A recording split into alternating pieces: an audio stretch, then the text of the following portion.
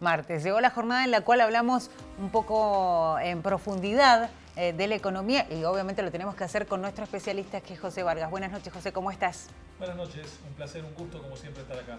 Estamos notando, por ejemplo, en las últimas horas que ha habido una diferencia con el dólar, que se ha dado esto de que ha subido, e incluso algunos dicen de manera significativa, pero también nos hemos dado cuenta, por ejemplo, José, que los medios no se han ocupado mucho del tema. ¿Por qué será? No, porque hay otros temas que también tienen que ver con la coyuntura.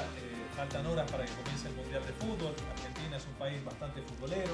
Está también el tratamiento de la ley de despenalización del aborto. Es decir, que es cierto que vivimos muchas jornadas muy turbulentas desde el punto de vista económico.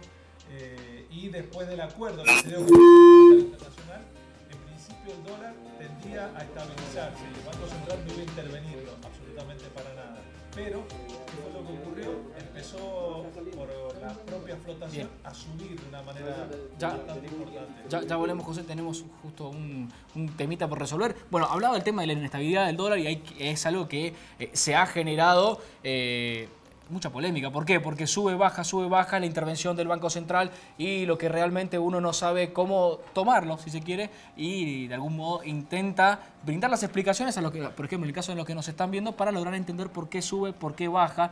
Se necesita la intervención del Banco Central y ya se lo vamos a preguntar a José Vargas en cualquier momento. Sobre todo porque, por ejemplo, cuando se habló del acuerdo con el Fondo Monetario Internacional, se hablaba también de que no iba a haber intervenciones, así es que enseguida le vamos a preguntar sobre ese tema. Pero también José dijo algo muy importante y era un temor que había en, sobre todo, la clase política, que decían, bueno, comienza el Mundial, incluso algunos sindicalistas también lo habían dicho, y de que esto iba a girar la atención, y sobre todo la oposición sostenía que esto iba a girar la atención de los argentinos y que de alguna manera, si pasaban cosas en el sector económico, no se iban a notar. Y bueno, de alguna manera eso nos decía José, ¿no? Así es. Bueno, lo hemos recuperado a José y vamos a seguir analizando el presente y la actualidad de la economía y que por ahí se encuentra un poco polarizado por lo que decía, porque otros temas marcan la agenda de los medios públicos y de los medios, digamos, privados en cuanto a la comunicación, pero bueno, hay que aclarar ciertos aspectos en cuanto a la economía y estábamos hablando justamente del dólar, José.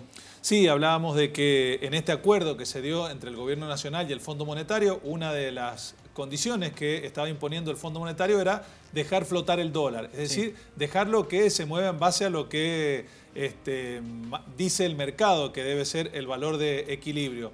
Pero eso genera preocupación porque se traslada, si sube considerablemente, a los precios internos. Desde el jueves de la semana pasada, el Banco Central no intervino en el mercado cambiario y está claro que llegó en la provincia de Mendoza por arriba de los 27 pesos, con lo cual también en la City porteña por arriba de los 26.50 generó preocupación y en la jornada hoy tuvo que volver a intervenir con casi 700 millones de dólares el Banco Central para estabilizarlo y que no siguiera rompiendo récord esta cotización, teniendo en cuenta que ya el Banco Central está avisando que el mes de junio va a venir con un nivel de inflación bastante elevado, se habla por arriba del 3%. ¿Es posible que se estabilice el dólar sin la intervención del Banco Central? ¿O cómo podría llegar a suceder eso sin que intervenga el Banco Central y que se estabilice el precio del dólar?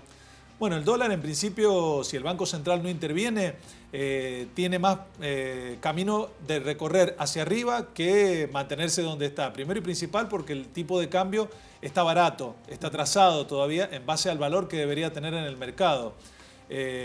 Prácticamente uno hablaría hoy de un promedio de cerca de 30, 32 pesos que debería tener para tener el nivel de competitividad que necesita hoy Argentina. También hay que reconocer que en el mundo está subiendo el dólar y Argentina no es la excepción. Si uno mira qué ocurre en Brasil, qué ocurre en Chile, en los países limítrofes, el dólar también sigue subiendo. Hay problemas en Italia, hay problemas en España y estas situaciones geopolíticas también hacen que el dólar se fortalezca en el mundo muy fuerte con respecto al euro y también con los países latinoamericanos. En Argentina generalmente estamos como muy atentos de lo que sucede con Brasil, con la economía de ese país. Y en las últimas semanas se habla de una crisis que se ha profundizado. ¿Cómo afecta a nuestro país eso, José?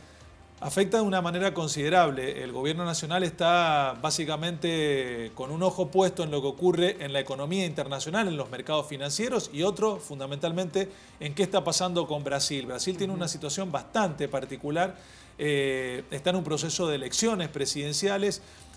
Hay una incertidumbre bastante grande, salieron hace muy poco de un paro que llevó más de 10 días, paro de camioneros. el gobierno nacional tuvo que dar marcha atrás en la política de subsidios y esto generó mucha inestabilidad económica y financiera, con lo cual el tipo de cambio también en Brasil, dólar versus real, empezó a crecer de manera considerable, llegó casi a 4 reales por dólar.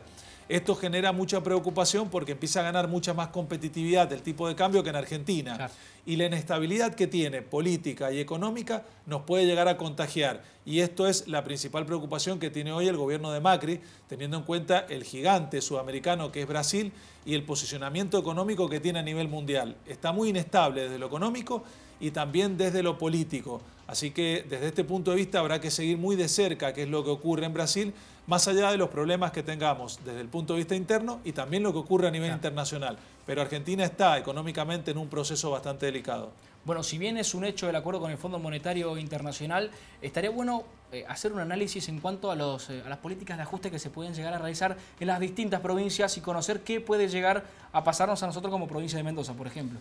El Fondo Monetario en este acuerdo que ha llevado adelante con el gobierno nacional, lo primero que pide es ajuste de las cuentas públicas a nivel nacional, es decir, disminución del gasto público para de alguna manera disminuir el déficit fiscal y después que comprometa a las provincias argentinas a seguir el mismo camino. Es decir, reducción de la obra pública, disminuir la planta de personal, en base a esto analizar muy bien cuál es el déficit que tienen las provincias. Hay provincias que están mejores, hay provincias que están peores y que tengan mucho cuidado en colocaciones de endeudamiento en el exterior. Así que desde este punto de vista habrá que analizar provincia por provincia cuál es la situación. Mendoza en este sentido está un poco más ordenada que otras provincias. Desde este punto de vista nuestra provincia tenía pensado en los últimos 2 meses salir con nuevo endeudamiento y tuvo que frenarlo teniendo en cuenta la situación que se estaba viviendo financieramente a nivel nacional.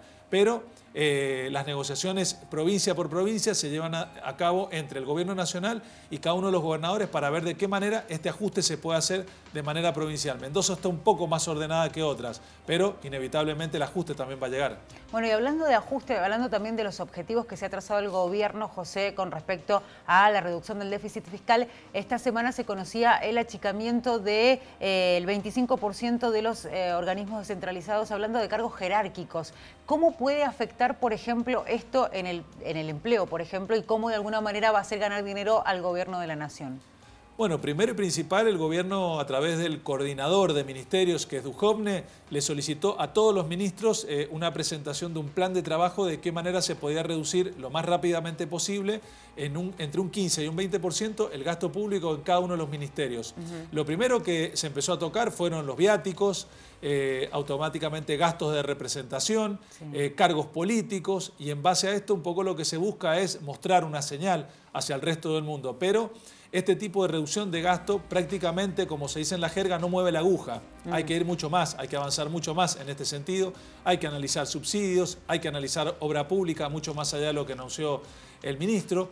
Y en base a esto también seguramente habrá que analizarlo conjuntamente, insisto, con las provincias y con los municipios, porque es el consolidado lo que tiene que disminuir de manera considerable y no solamente algunos gastos de cortesía, viáticos, de representación o cargos políticos que en la práctica o en el nivel de gasto público que tiene la Argentina no inciden absolutamente para nada.